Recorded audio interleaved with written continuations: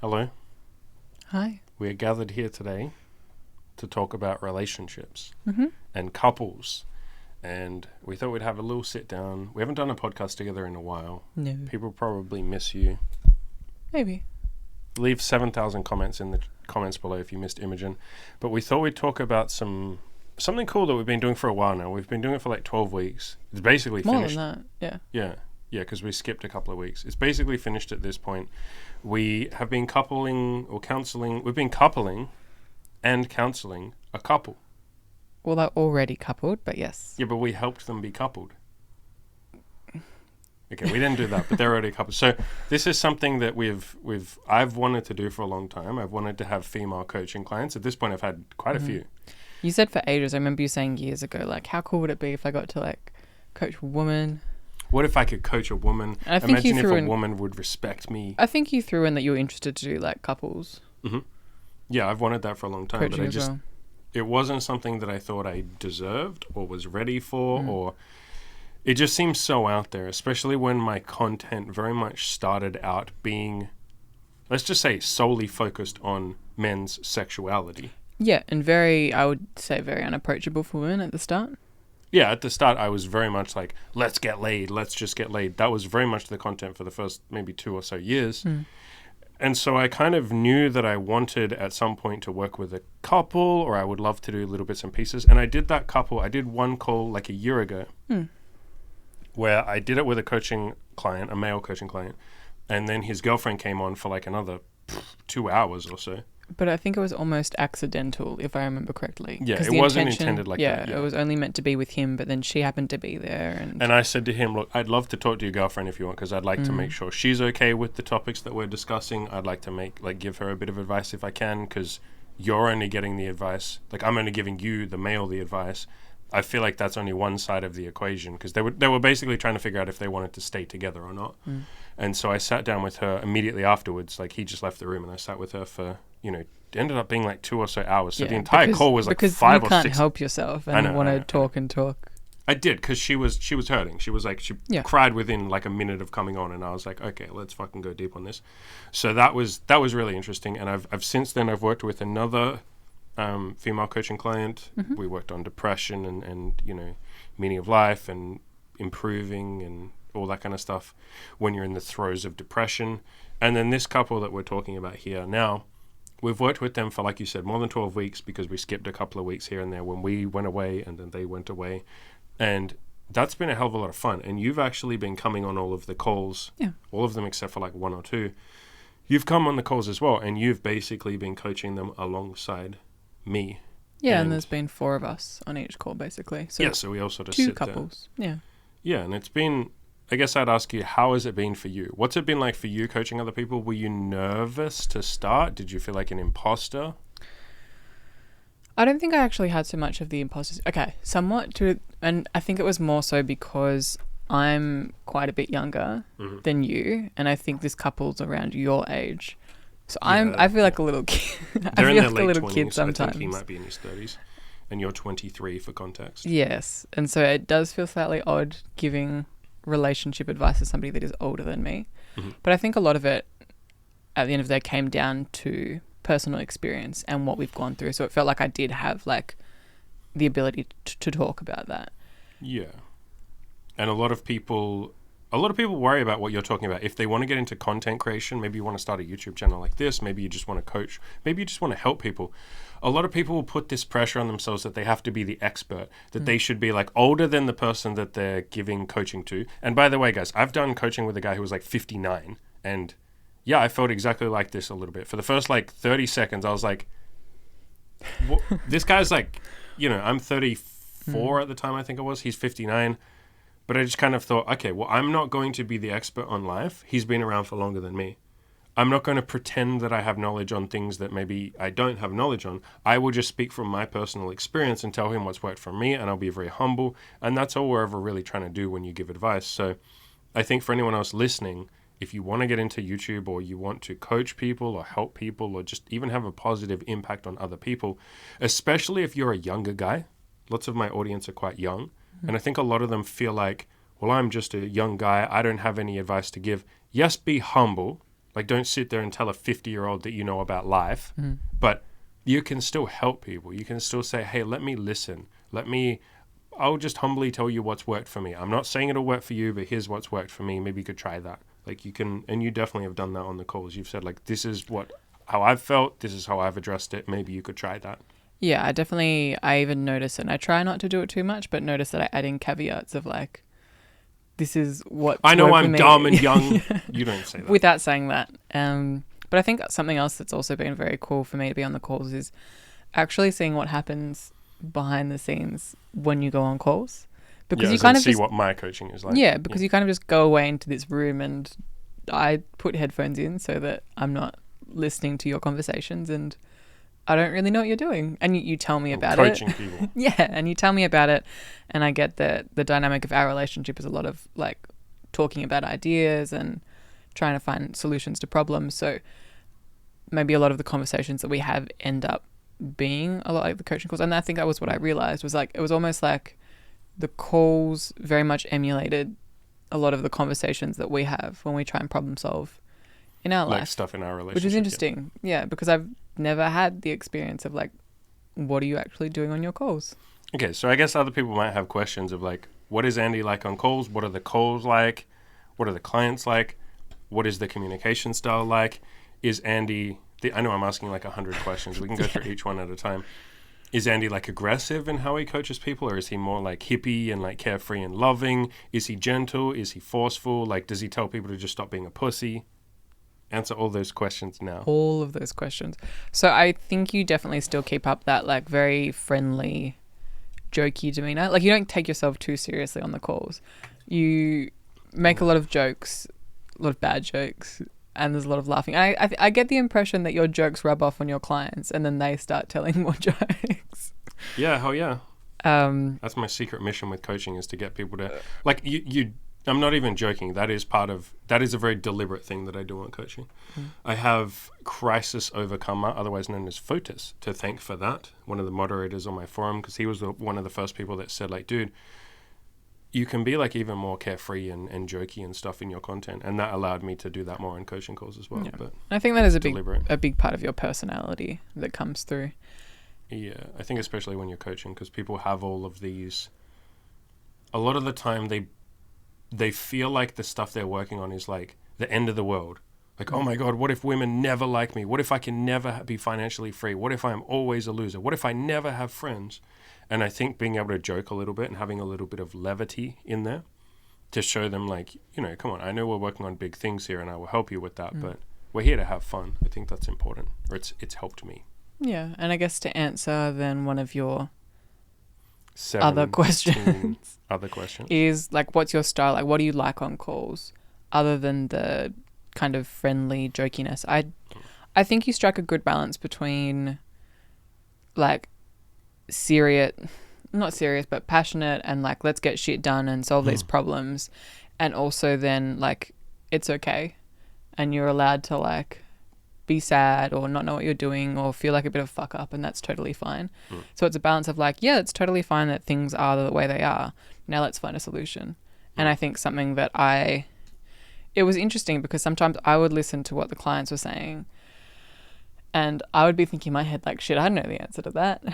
But you always have something. You always come up with something, and even there's an answer to everything. Every problem has a solution. Yeah. And even if the solution is like, okay, let's go research this or brainstorm or like figure out right now like what might be the solution, there is something to be done. So I like seeing that. Yeah. So everybody is so sweet. Everybody listening, one of my biggest philosophies is every problem has a solution, and as you just said, I don't always have the solution. You know, make it very clear. I'm not the expert. I don't know everything. I'm just some bald dude, right? Wearing a really sick suit right now with this. Look at this amazing red tie. God damn.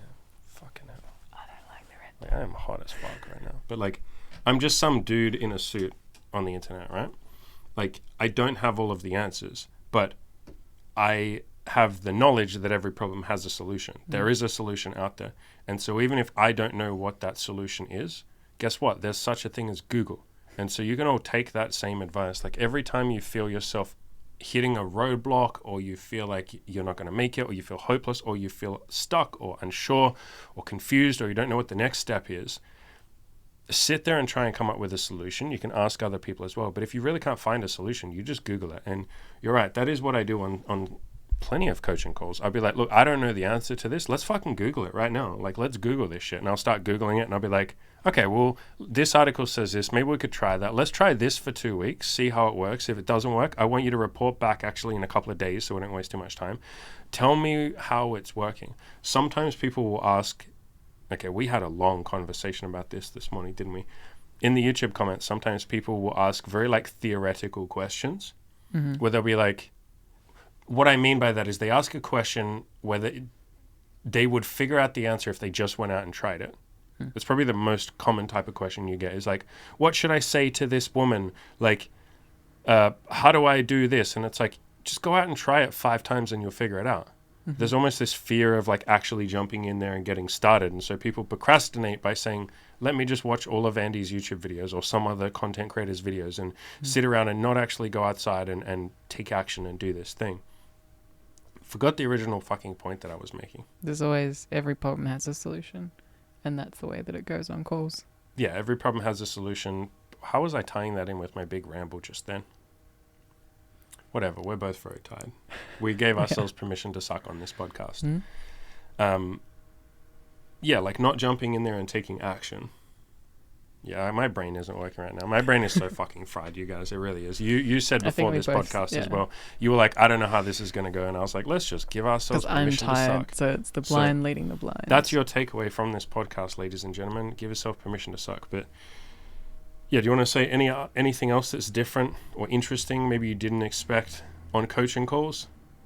Because I don't know what questions people might have about like what is the coaching what like. What the call's actually like. Yeah. To be clear, you only know what the calls are like. I mean, I've told you what the Facebook group, like the group coaching is like.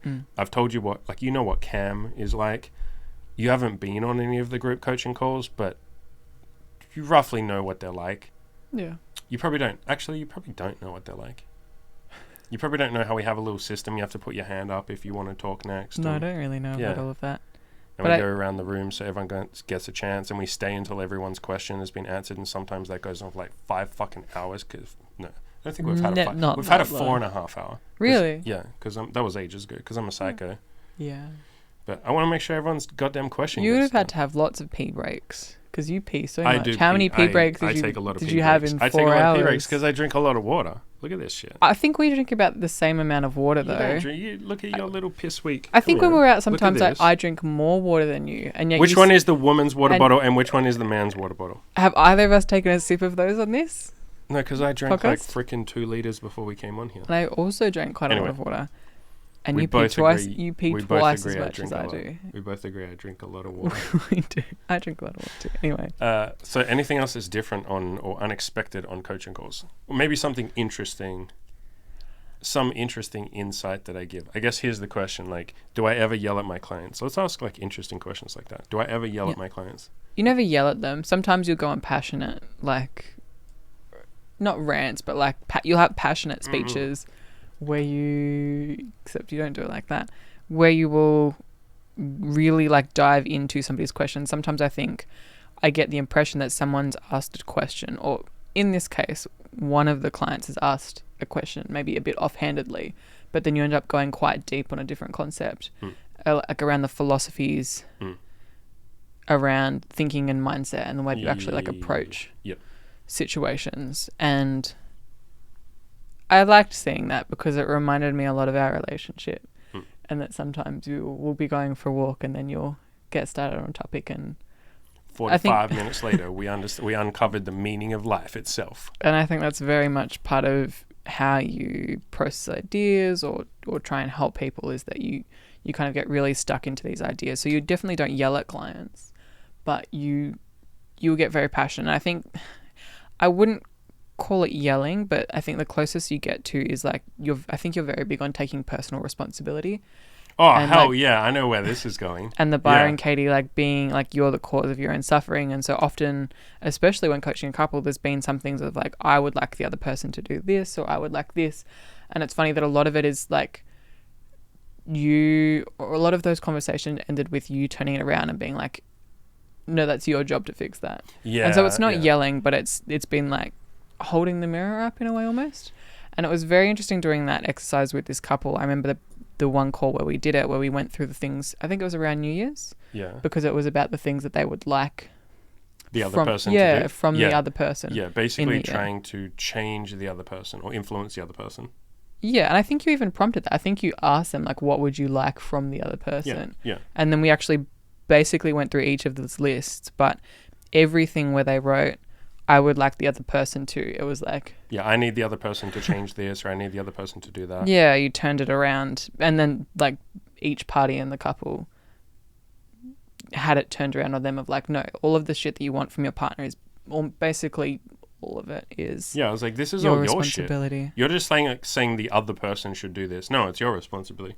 That's a very core part of your and my relationship. And that's something we have only built up over time. I don't think we had this... We had a fair bit of it at the start. We were both pretty independent. But we've definitely gone deeper on it. It's like... And it does come from Byron Katie, like you said, where it's like, if I have a problem with something you're doing, yo, that's my fucking shit to deal with. That's my fucking problem. If I really don't like it, like what you're doing is a deal breaker, okay, we can break up. And that doesn't mean you don't have a conversation about it and say, hey, would you like to change this thing? I would like you to change this thing. How do you feel about it? But if the other person shows hesitancy or says, I don't want to change that, I like that part of myself, then that's my fucking problem. And to be clear, this couple is very loving with each other. They've been together for a long time, I think 10 years at this point.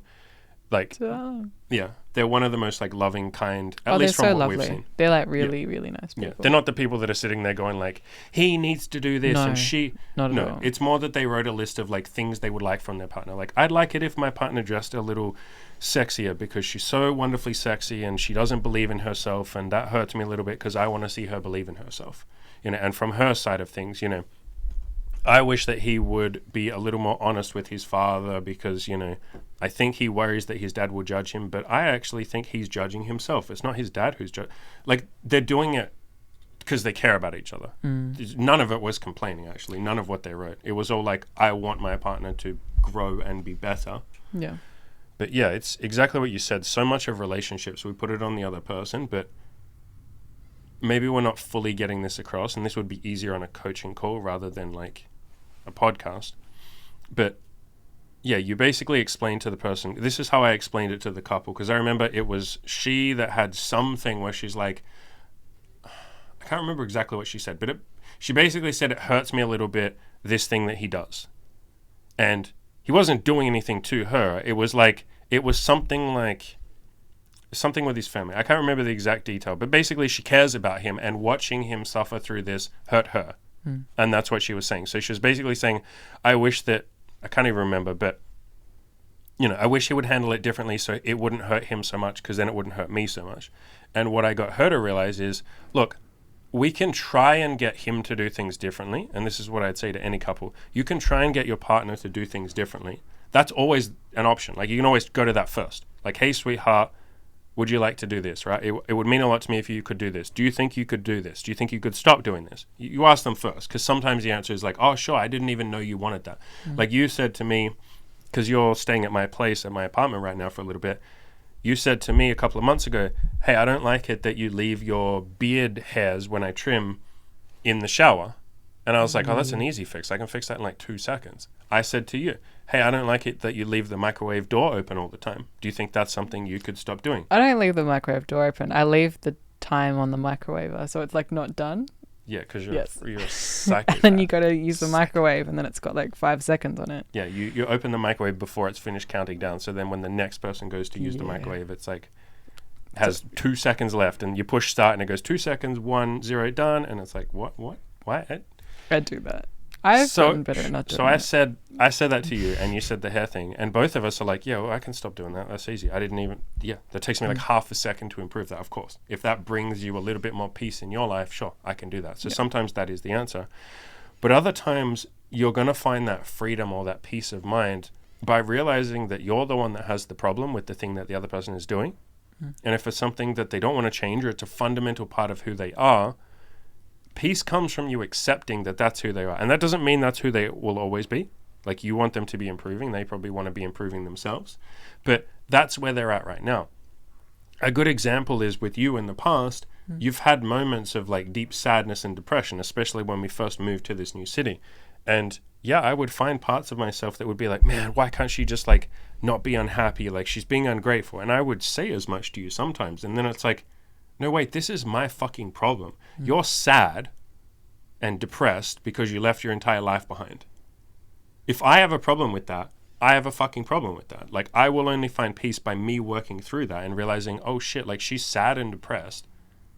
Why am I getting upset about that? Why am I being, and I wasn't unkind to you, but like, why am I being impatient with that and telling her that she should just get over it or some shit like that? So, you know, that's what we work through a lot with the couple on quite a few different things. And, you know, anyone else that we ever coach as a couple or, you know, someone that wants to get into a couple, that would be probably the biggest game-changing piece of advice I could give for someone who's in a relationship or wants to get in one or is even just dating really casually.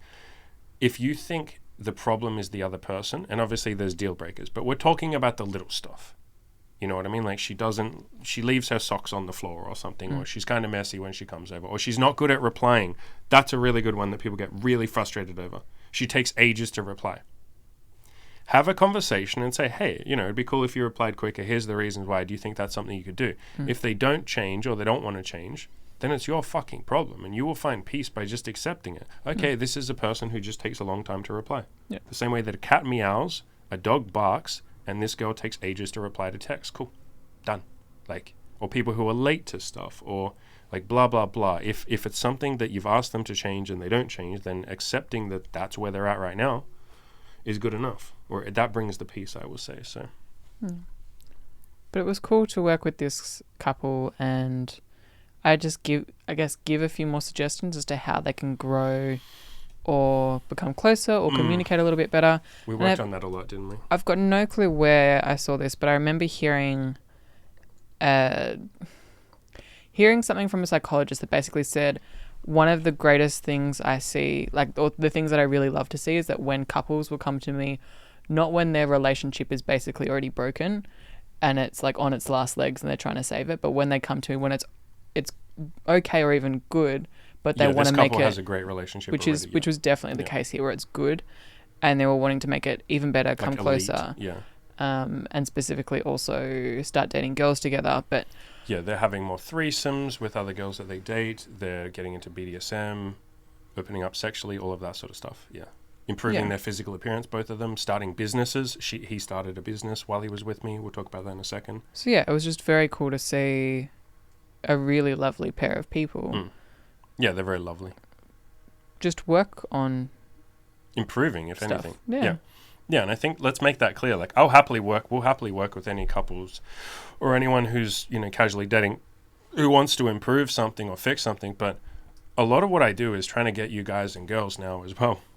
Trying to get you guys and girls to whatever elite level that it is you want, whether that's sexually, whether that's financial abundance and money, whether that's socially, your body, mental health, absolutely, enlightenment, peace, you know, figuring out the meaning of life and all that kind of shit, like just general happiness stuff.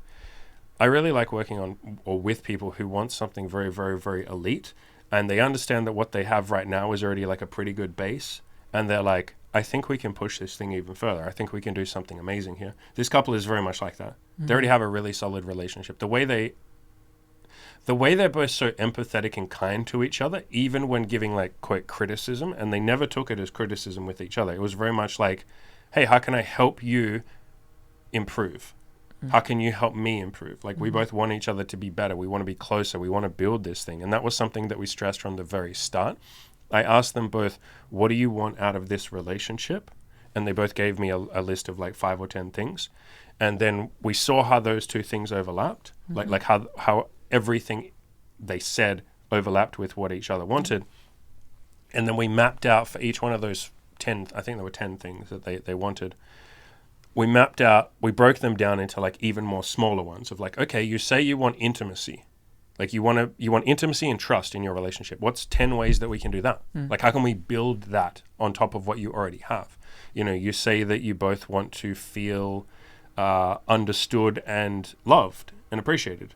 How can we do that? Like literally, what's 10 ways we can make you feel more loved and more appreciated? You both say you want that. How can we do that? And a lot of this stuff, I think in relationships, people just have this mindset of once you're in a relationship, or even when you're casually dating, whatever happens, happens. If there's chemistry, there's chemistry. If it blossoms into love, it blossoms into love. If it's a strong connected relationship, then that's what it is. If we grow apart, then that just happens. Yeah. What I really Passive. like seeing though was that this couple was, I think, quite pragmatic in the way that they viewed They their were very relationship. There was none of that like I need it to feel good. They were both they had a good sense of direction and quite goal oriented, and were willing to like actually take action towards becoming closer and getting the things that they wanted. And yeah, as you mentioned, a few of those things were threesomes, exploring like a little bit more sexually and being, I guess, a bit more kinky.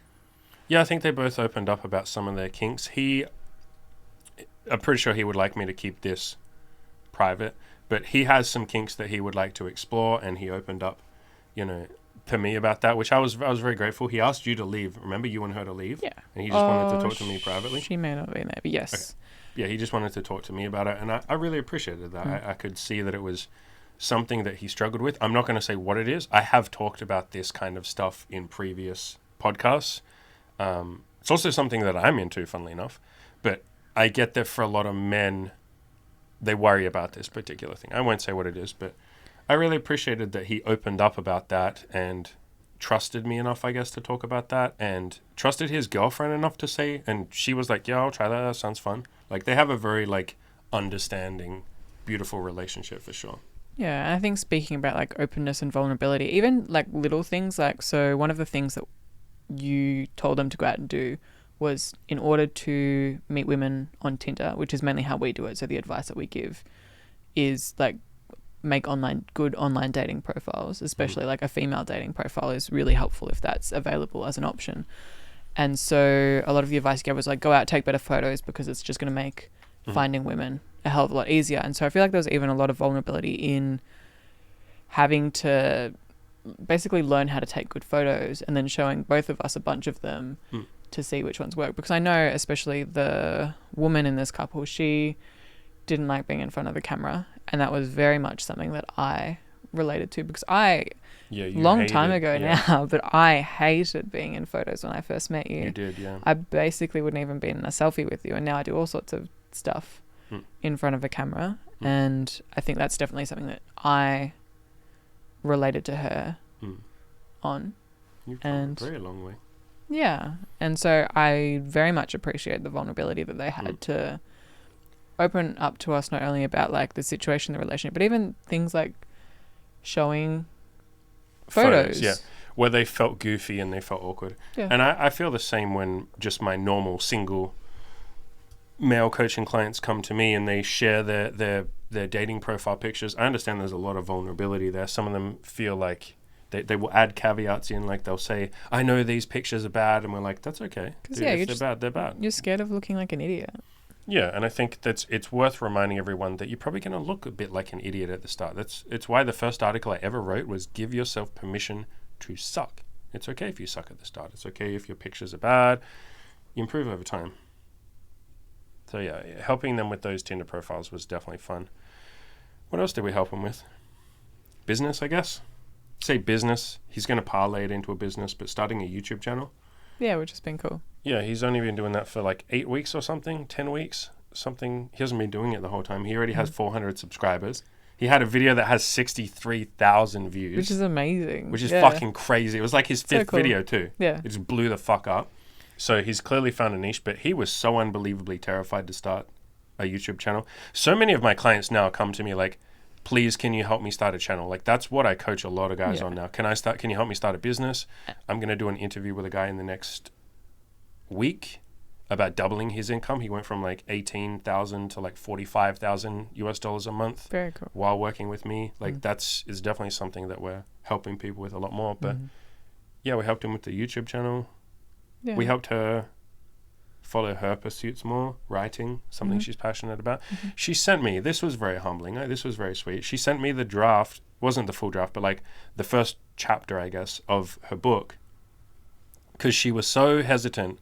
I don't know if you were there were you there for the first couple of coaching calls? Because I coached her specifically on writing and gave her so many tips. And I was like, here's how you can write. Here's how you do content. Here's how you can sit down and make yourself do it when you have writer's block. Because that's something I've obviously struggled with, writing hundreds of articles at this point. I was there a little bit less at the start, so I may not have heard everything that you said. Okay, well, we went through this whole process of me, like I said, everything I just said, like coaching her on like, okay, come on, like just basically giving her a push more than anything.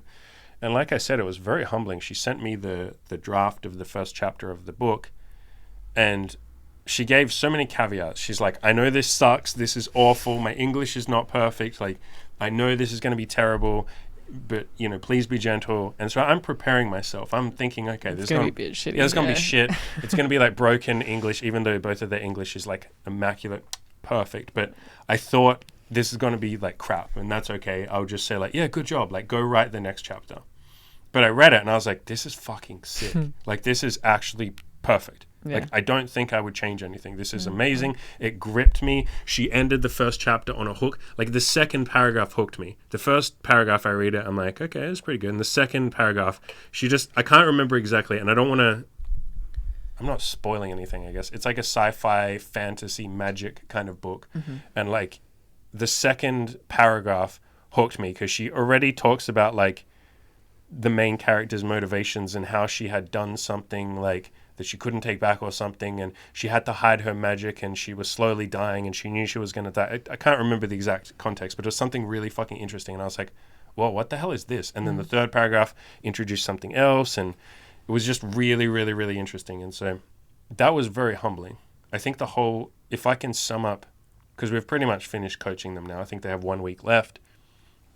If I can sum up the whole coaching experience of us coaching them, it's being humbling, like having them trust us enough to show us the most intimate parts of their relationship, talk about the sexual stuff, talk about their vulnerabilities, be incredibly open in front of us and talk about personal stuff that I think a lot of relationships don't get wide open of like, let's talk to each other while someone else is staring at us. In this case, two people staring at us, watching us and maybe analyzing us and listening. And I don't psychoanalyze. I don't sit there like judging people or anything like that. But there's a lot of vulnerability in being open with your partner in front of two other people. And I think they've done a fantastic, or they have done a fantastic job. They really, really, really have. It's been, like I said, really humbling. It's very strange, like I said, to have this couple that's been together for so long. Maybe strange isn't the right word, humbling. And they open up to you and say, hey, listen, we like what you and Emmy have done. We trust you two enough. We think you can help us. Can you take it to the next level? This is basically what they said to me on the first call. They're like, we want something like what you guys have done. We really like that you guys have built this strong relationship that you've spent every single day. It's been basically every single day for the last 5 years, building it, improving it, honing it, learning, growing together. We want to do the same thing. We want to take it as seriously as you two do. And yeah, it's very humbling from a couple that's been together for so long and is so loving and is already, like you said, at that really good place, because they're already at a really good place. Yeah. They're both lovely people. Anything else we didn't talk about? Oh, the book. Yeah, this is something that we talked about with them a lot. A lot of the stuff, you kind of touched on this, a lot of the stuff that they would say they want from the other person, and we do this in relationships, we go, I want this from the other person. What I mean by that is you might say like, I want love from the other person, or I want intimacy, like from the relationship. I want the relationship to give me intimacy, or to give me love, or to give me connection or understanding. You're expecting the other person to give that to you. And beautiful, fine, great, good. But what I really got across to them, and you and I have figured this out as well, and it comes from Byron Katie. God bless Byron Katie. Is a lot of this stuff that you want from the other person, like understanding, it is quicker and more efficient and guaranteed if you give it to yourself. So if you're wanting love, go stand in front of the mirror every single day and look into your own eyes and say, I love you. Come up with a list of 50 things about yourself that are lovable. Write yourself a fucking story of how you deserve love, rather than saying, I want the other person to give me love. Because the other person has their own shit to do. They have their own life to live. They'll have moments where, as much as they love you and care about you, they're just having a bad day. Yeah. And if on that day you need love and understanding, and they're like, I'm sorry, sweetheart, I just can't. Like, I can't. I'm having a rough day. I can't give you the love that you want.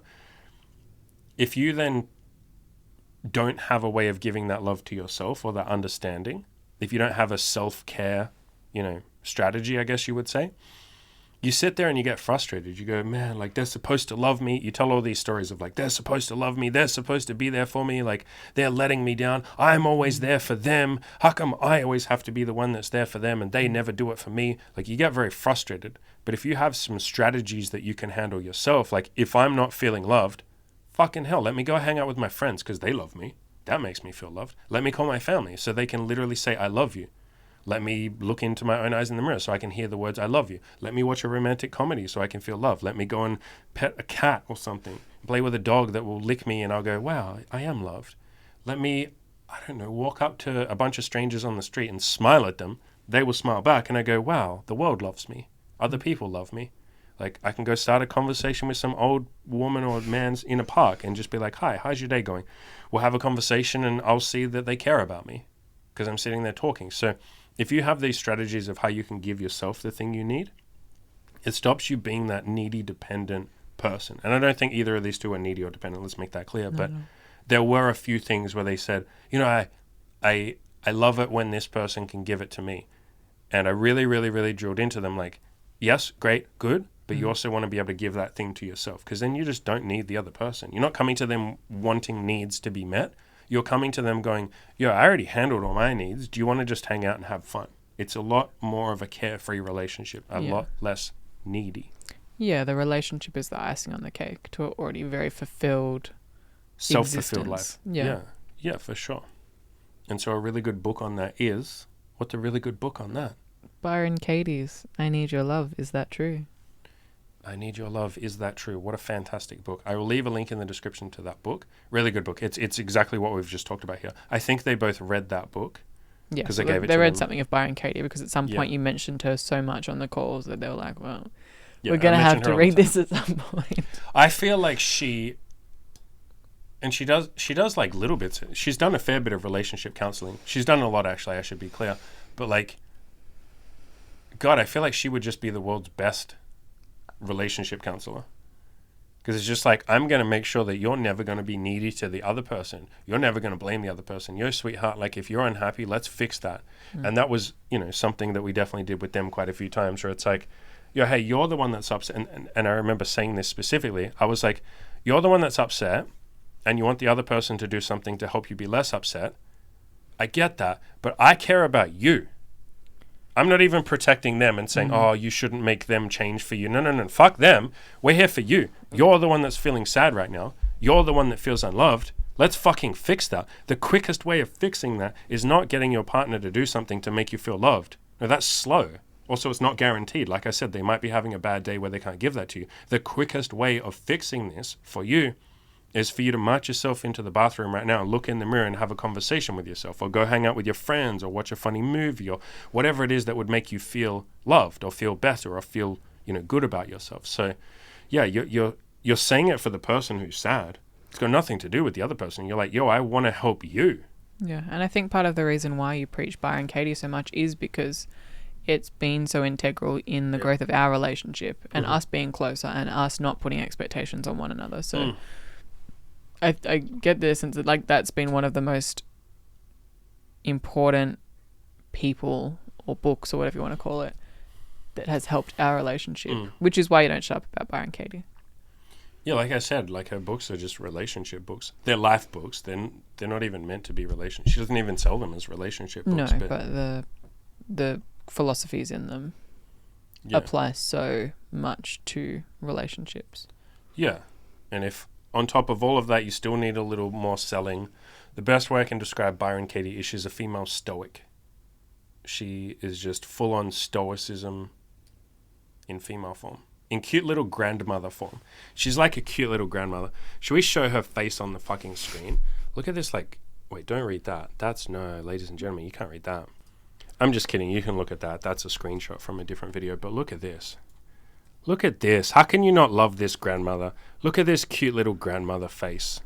Yeah, look she at this. looks like everyone's grandmother. She looks like everybody's sweet little grandmother. And then, you'll be looking at her and then she'll just be like, if I think somebody else is the cause of my suffering, I'm insane. Like, She's literally like, that's your problem, sweetheart. You need to fix it. She's like very nice, but she's like very fucking firm. She's like, this is your fucking problem. We're not going to blame you. She doesn't. She does not say the word fucking. Although I told you there was that podcast where she said the word fuck. I think it was to repeat. Because the other person said the word fuck, and then she repeated what she said. But that was hilarious. Byron Katie's like fucking hilarious when she wants to be. She's like utterly hilarious. But yeah, that's a great book. What else? We coached him on starting a YouTube channel. We said talked about that. Talked about dealing with work stress with them. Like they had some stress from work, from family. We coached them on that.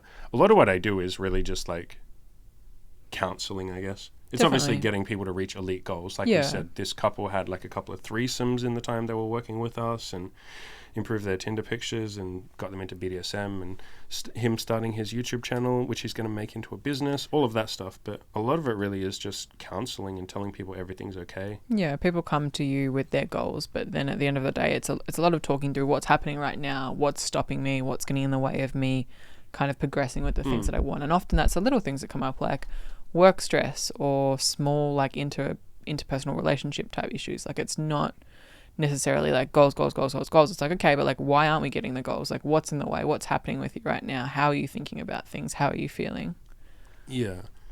And to really drill it in, this is some notes that I've made on like I'm going to do this as a podcast in the future. Something along the, like, it'll just be a podcast about this exact concept, that pretty much every coaching client is coming to me or to anyone that wants to do coaching. They're coming to you to just hear the sentence that everything is okay, everything will be okay. Like that's pretty much what the coaching clients come to me from. It took me a couple of years to realize that. At the start, I thought it's like, oh, I have to like get them to have a lot of sex, or I have to get them to lose weight, or I have to make them happy, I have to do this. It's like, no, they all just want to know that they're okay and their problems will be okay and that they can solve them and that they can have the life they want and they're allowed to be happy and that everything will be okay. And it's okay that one day they're going to die. Basically, every coaching client has a fear of death. We all do. I think every human has a fear of death. But that's like at the center of a lot of their things that they're bringing to me. I've had so many calls where we end up at the fear of death, and I say, why are you so afraid of death? And they're like, what are you talking about, afraid of death? And I'm like, why are you so fucking scared of death? What are you afraid of? And we'll talk through that, and it'll be a very deep, powerful conversation. And at the end, there's a lot of freedom in understanding that a lot of your fears are tied into fear of death. That's a separate conversation. I can do a separate podcast on that at some point. But yeah, it's essentially what every problem that people bring to me, or almost every problem, is I just want to be told that everything's okay, everything will be okay, that I'm going to make it, that I won't have regrets when I die. That's where that fear of death is. I'm scared that I'll waste my life and then I'll have regrets. No, you'll be okay. Everything will be okay. So anyone listening, everything is okay. Everything will be okay, I promise. Anything else you want to talk about? If people want coaching as well, if somebody else wants to do couples coaching, or if they want to build an elite life, even the guys who are single right now or dating casually. I have a couple of guys actually, but one in particular who's dating casually, but one of the girls that he's seeing, he really, really, really likes her. And I've been helping him build something with her. And he doesn't know if he wants her to be his like long-term girlfriend, but he's practicing the skills of like, how do I build something with someone? How do I make sure her life is better for having met me, even if we only see each other for a year or 6 months or whatever? How do I, make sure if we do split up, that her life is better for having met me? How do I leave a positive impact on the women that I date? So even if you're a single guy or you're just dating casually, I wouldn't leave this stuff, the relationship stuff. I think what a lot of guys do is they will watch my content or other content like this and they'll go, okay, this is about having sex. I'm just going to focus on that, and I won't practice any building skills. I won't practice vulnerability and actually like opening up to women. I won't ask them about their lives. I won't get to know them. I won't figure out like female nature. I won't figure out like I won't ask them like, what's it like being a woman? Like I won't really explore that stuff. I won't show them to my friends. And you don't have to do all of that stuff. But a lot of guys leave all of that building stuff, like building those skills, those almost like relationship skills, or at least like friends with benefit skills, I guess you could say. They leave that stuff. And after they've had a bunch of sex for 2 or 3 years, they go, all right, it's time to start a relationship. I know fucking nothing. I'm starting from scratch. How do I do this? And it's like, why don't you just improve those skills while you're dating casually? Like, improve your vulnerability, improve your honesty, improve building, improve opening up to women, improve mentoring them and helping them grow and pushing them with their goals and leaving them better than you found them, and all of that sort of stuff. So Yeah, all of those skills are helpful right now, regardless of where you're at with yeah, if you're a with goddamn single relationships. guy, you can still benefit from learning these Yeah, skills. because those philosophies definitely play out in every other relationship you have, whether that's with your For sure. friends, family, workplace. It's all very, very useful stuff that can be applied everywhere. Yeah, for And sure. so the best time to start is now. For sure. So if anyone's listening and that sounds great to you, I will leave a link to the coaching program in the description below. We have payment plans if that's something you need a little help with. Easy done. We'll figure out a way to make it work. Go through the application, sign up. I want a bunch of you to sign up. I really want more of this. Like, I really fucking enjoyed, and it doesn't have to be a couple. If you're a couple and you sign up, I will love you forever. But even just guys that want to build some of this stuff. I did a video or a podcast yesterday about one of my coaching clients who's, now married with a kid, and how nice that was, because that was something that he wanted when he first saw me. He's like, one day I want marriage and kids. And then like 2 years later, he emails me and he's like, dude, or yeah, It was about a 2 year years. later. No, it was like 2 years. Year and a half. And he's like, dude, I found someone. We're getting married. Like, we're going to have kids together. And I was like, bro, that's fucking sick. Like, that's what you wanted. That's really awesome. And so anyone that wants a serious relationship, even if it's in the future, maybe you're dating casually right now or something, or you just want a girlfriend, or you want to learn the relationship skills, I would really, really, really like to work with you on this stuff. Like, obviously, I'll help you with business. I will help you with just having sex if you want that, with opening up, with vulnerability, with whatever it is that you want. But I really want, it would mean a lot to me if more of you signed up to build a relationship, or if you're already in a relationship, to build it and make it even better. It's something I'm very passionate about. I very much enjoy it. You do too. So yeah, we will leave links in the description below if you've been considering it. Please fucking sign up. You'd make me happy. You genuinely would make me happy. I really, really, really had fun with this couple. I know you did too. Yeah, I did.